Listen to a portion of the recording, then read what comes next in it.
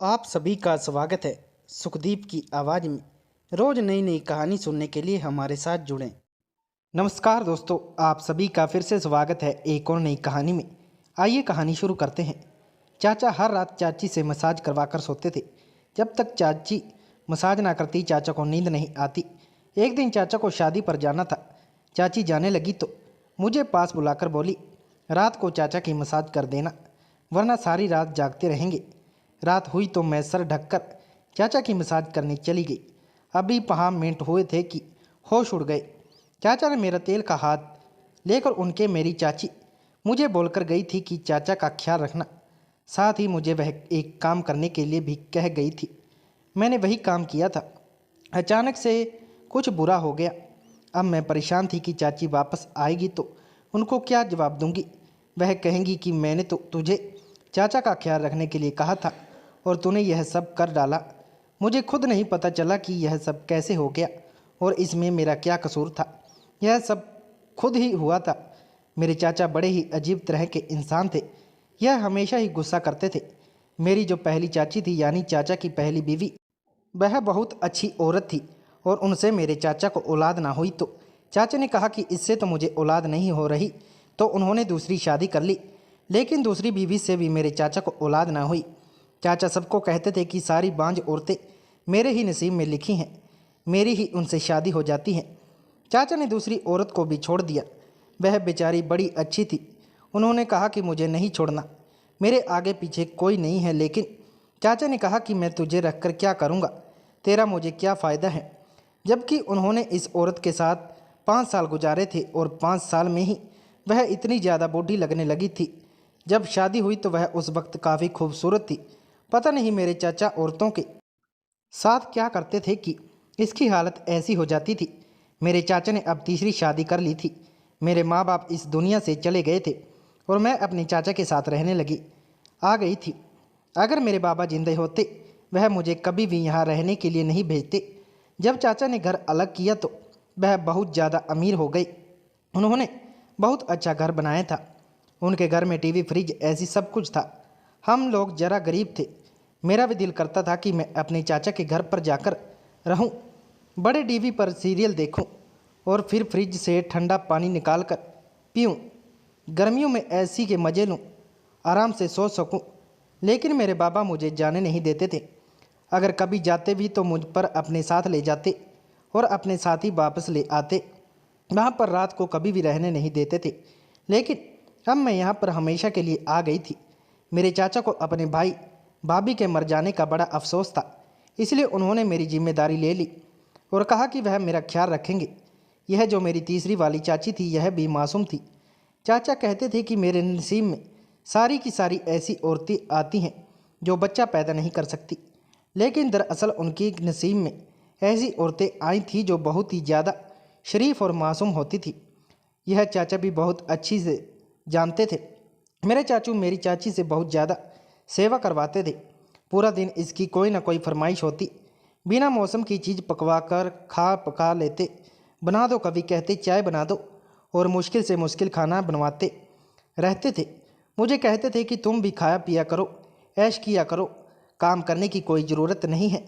वैसे घर के काम करने के लिए चाचा ने नौकर रखे हुए थे, लेकिन खाना पकाने की सारी जिम्मेदारी मेरी चाची पर ही थी। मैं भी उनकी मदद किया करती थी, पर मेरे चाचा कहते थे कि कोई ज़रूरत नहीं है तुम्हें काम करने की। अगर तुमने काम किया तो मैं भगवान के यहाँ जाकर अपने भाई को क्या मुंह दिखाऊंगा। चाचा को मुझे बहुत मोहब्बत थी। उनको एक बार किसी आदमी ने कहा कि तुम्हारी तो तीसरी बीबी से भी औलाद नहीं हो रही, इसका मतलब कि शायद तुम्हारे अंदर ही कुछ गड़बड़ है। उन्होंने कहा कि मेरे अंदर कोई गड़बड़ नहीं है, बस मेरे नसीब में औलाद नहीं है। लेकिन अब मुझे औलाद नहीं चाहिए।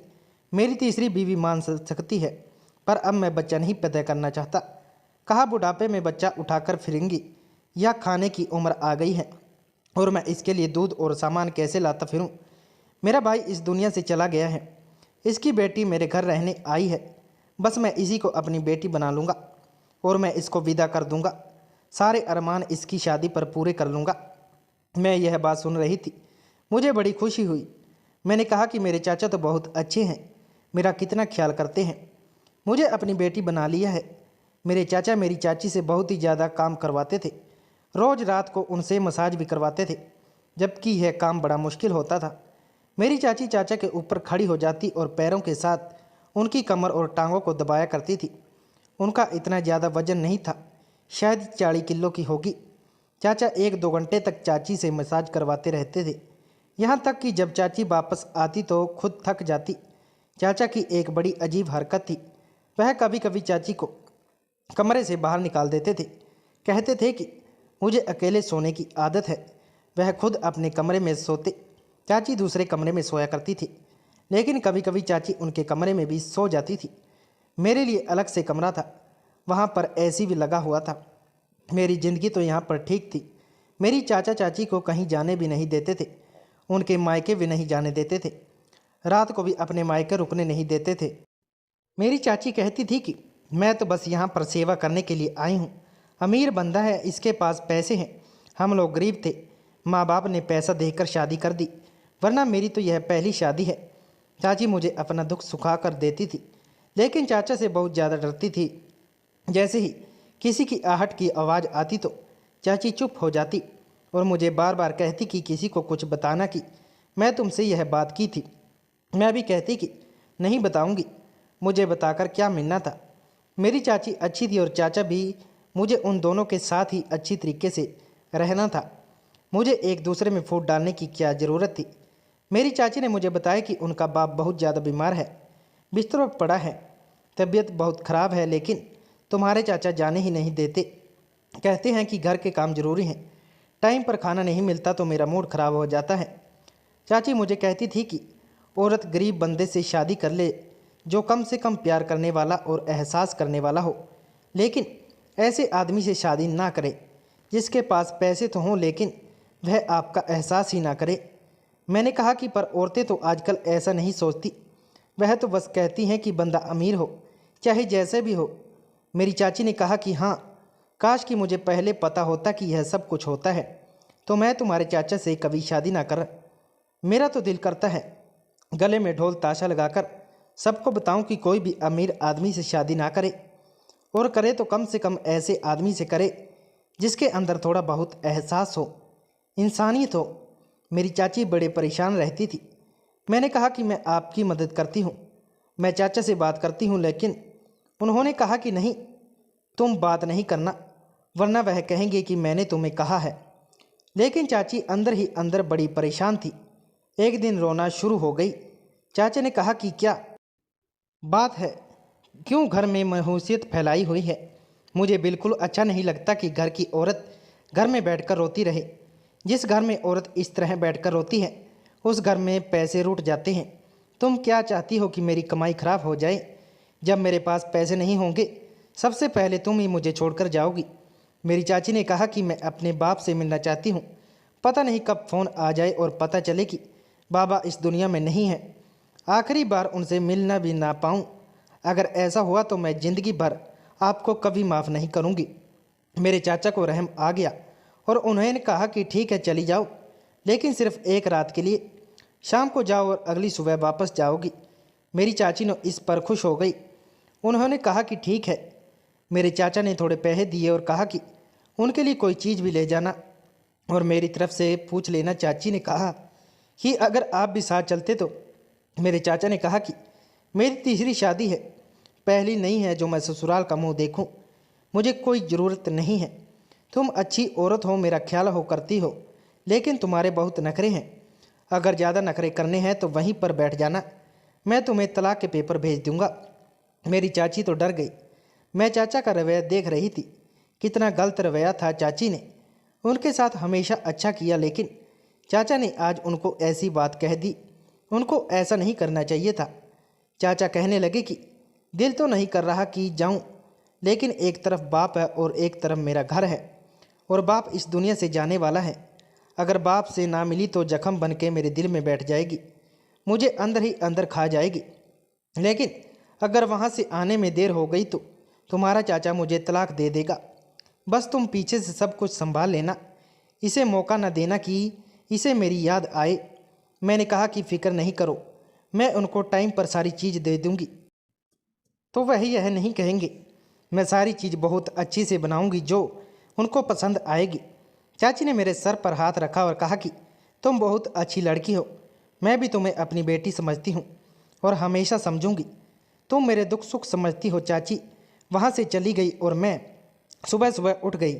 पहले मैंने चाचा को नाश्ता बनाकर दिया, इसके बाद खाना दिया। शाम को चाय के साथ काफ़ी सारी चीज़ बनाई, लेकिन वह बिल्कुल भी खुश नहीं हुए। उन्होंने कुछ नोट भी नहीं किया, यह भी नहीं कहा कि बहुत अच्छा बनाया है। वैसे तो वह मुझसे इतना प्यार करते थे, लेकिन इस मामले में उनकी ज़ुबान से एक अल्फाज भी नहीं निकला, क्योंकि शायद उनको औरत की तारीफ़ करने की आदत ही नहीं थी। मेरी चाची भी बहुत अच्छा खाना बनाती थी, लेकिन उन्होंने कभी तारीफ़ के दो बोल नहीं बोले थे, बल्कि हमेशा ही कहते थे कि इससे भी अच्छा बन जाता अगर तुम थोड़ी और मेहनत कर लेती तो। रात हुई तो चाचा ने मुझे आवाज़ दी। मेरी चाची ने मुझे कहा था कि मसाज के बगैर तुम्हारी नींद नहीं आती, आज यह काम तुम कर लेना। मैंने कहा ठीक है, मैं कर दूंगी। उन्होंने मुझे आवाज़ दी। मैं भी कटोरा लेकर कमरे में चली गई। उन्होंने कहा कि मैं मालिश करवाता हूँ तो मुझे नींद नहीं आती है। तुम्हारी चाची चली गई, नहीं तो यह काम तो उसका था। मैंने कहा कि कोई बात नहीं, वह सुबह आएंगी, मैं कर देती हूँ। उन्होंने कहा ठीक है। मुझे चाचा ने कहा था कि वह 2-2 घंटे तक मसाज करवाते हैं, इसलिए मुझे पता था कि मेरी जल्दी छुट्टी नहीं होने वाली। बस मैं चाचा का मसाज, लेकिन अभी 20 मिनट ही गुजरे थे कि चाचा की आवाज़ ही नहीं आई, जबकि इससे पहले वह किसी चैनल पर खबरें सुन रहे थे, साथ साथ मुझसे बातें भी कर रहे थे। मुझे लगा कि सो गए हैं। मैंने सोचा कि अगर सो गए हैं तो फिर मैं वापस अपने कमरे में चली जाती हूँ। मैं कमरे में चली गई। मेरी छुट्टी हो गई। 20 मिनट में ही मेरी जान छूट गई। लगता है मैंने बहुत अच्छे से, तब भी उनको नींद आ गई, शायद थके हुए थे। मैं कमरे में आई तो चाची के घर से फ़ोन आया। पता चला कि चाची के बाबा का देहांत हो चुका है। तुम अपने चाचा को लेकर जल्दी वहाँ पर पहुँच जाओ। मैं चाचा के कमरे में उनको जगाने के लिए गई। जाहिर है इतनी बड़ी बात थी, चाची के बाबा की मौत हो चुकी थी, लेकिन जब मैं चाचू को जगाने की कोशिश की तो वह उठ ही नहीं रहे थे। मैंने उनको आवाज़ दी, फिर उनके कंधे पर हाथ लगाया। जब मैंने उनकी तरफ गौर से देखा तो ना जाने क्यों मुझे ऐसा लगा कि जैसे वह इस दुनिया में नहीं है, इस दुनिया से जा चुके हैं। लेकिन मैं पास वाली आंटी के घर चली गई। वह बहुत अच्छी थी। उनके परिवार से हमारे अच्छे ताल्लुक़ होते थे और उनके छोटे बच्चे थे। वह वहीं पर रहती थी। मैंने उनको कहा कि मेरे चाचा उठ नहीं रहे हैं। उन्होंने भी अपने दिल पर हाथ रख लिया, कहा सब ठीक तो है। घर में उनका एक ही कजिन आया हुआ था। इसको लेकर वह घर पर आई और उसने चेक किया तो कहने लगा कि यह अब इस दुनिया में नहीं रहे। यह सुनकर तो मैं हैरान रह गई। मेरे कदमों तले से ज़मीन निकल गई। मुझे इस औरत ने कहा कि उन्हें क्या खिलाया था। मैंने तो कुछ नहीं खिलाया था। मैंने उनको अच्छे से खाना खिलाया और मैं उनके मसाज कर रही थी। मुझे लगा सो गए हैं, लेकिन मुझे नहीं पता चला यह सब क्या हुआ। चाची को यह बात बताई तो चाची दहल गई और उन पर कयामत टूट पड़ी। एक तरफ उनका बाप मर गया और दूसरी तरफ पति भी। बड़ी ही मुश्किल हालात थे। चाची पर बड़ी मुश्किल आन पड़ी थी। सबके ज़्यादा तरस मुझे चाची पर ही आ रहा था। जब वह वापस आई तो उनके बाबा भी इस दुनिया से जा चुके थे।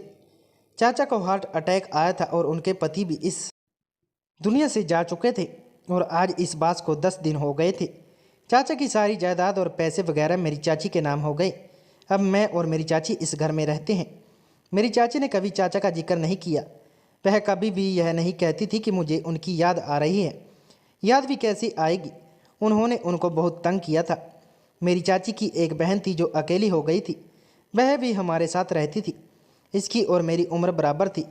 मुझे तो एक अच्छी सहेली मिल गई थी, इसके साथ वक्त अच्छा गुजर जाता था। हम दोनों ने पढ़ाई भी शुरू की है। चाची कहती थी कि मैं तुम दोनों को पढ़ाऊंगी। तुम लोगों की शादी अच्छे घर में, और तुम लोगों के माँ बाप नहीं हैं। मैं तुम लोगों की शादी ऐसे घर में करूंगी जिसमें ना सिर्फ लड़के के पास दौलत हो, बल्कि आदर और एहसास भी होगा। दौलत वाला देखकर तुम्हारी शादी नहीं करूंगी। यह जो लोग बेटियों की शादी सिर्फ दौलत देखकर कर देते हैं, ना अपनी बेटियों के साथ बहुत बड़ा जुल्म करते हैं। मैंने तुम दोनों को अपनी बेटी माना है। मैं तुम्हारे साथ ऐसा नहीं करूंगी। अच्छी जगह तुम्हारी शादी करवाऊंगी। चाची बहुत अच्छी है, हमारा बहुत ख्याल रखती है। चाचा के साथ शायद यही होना था। उन्होंने इतनी सारी औरतों का दिल दुखाया, क्योंकि मेरी चाची ने मुझे बाद में बताया कि तुम्हारे चाचा कभी बाप नहीं बन सकते थे, लेकिन हमेशा इस बात का इल्ज़ाम औरतों पर लगाते थे और उन्हें तलाक देकर उनकी ज़िंदगी बर्बाद भी तभी तो वह इस दुनिया से चले गए। अभी भी उनके साथ अच्छा नहीं हुआ, वह नींद में ही अपनी जान को बैठे, नहीं तो ऐसे लोगों का अंजाम अच्छा नहीं होता और दुनिया तमाशा देखती है। तो दोस्तों, अगर आपको यह कहानी पसंद आती है तो वीडियो को लाइक करें और सुखदीप की आवाज़ चैनल को सब्सक्राइब करें और बेल आइकन पर क्लिक करें और इसे ऑल पर सेट करें ताकि आपको नए वीडियो की सूचना तुरंत मिल जाए। धन्यवाद।